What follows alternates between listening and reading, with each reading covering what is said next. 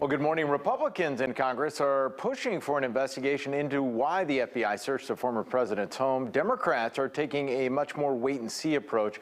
Regardless, it is a clear escalation of law enforcement scrutiny of Trump. Heading into election season, it appeared former President Donald Trump's hold on the Republican Party was weakening. That changed Monday when FBI agents searched his Mar-a-Lago, Florida home. It's unprecedented that you would go into a former president. Why wouldn't they just ask the president if they have something there that they want?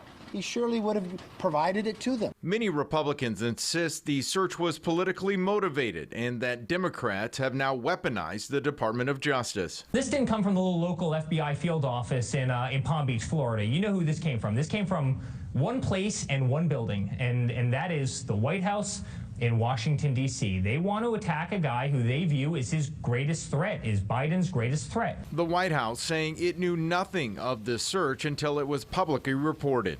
The president was not briefed, was not aware of it. No one at the White House was given a heads up. No, that did not happen. Former FBI agents and Democrats reminding people the bar is set high for any type of warrant, especially when the target of that warrant is a former president. I feel certain, not knowing any details directly, that they wouldn't have taken such an historic and monumental step without thoughtful consideration and checking all the boxes. It appears the FBI search is not over and is widening. Former Republican Representative Scott Perry of Pennsylvania, a loyal Trump ally, told Fox News yesterday FBI agents approached him while he was traveling with his family and seized his cell phone. He has been a target of interest in the January 6th House committee investigating the attack on the Capitol. Right now, however, Republicans are enraged by how the FBI handled the search earlier this week. Well, certainly this is going to be significant investigations by Congress into the actions of the FBI.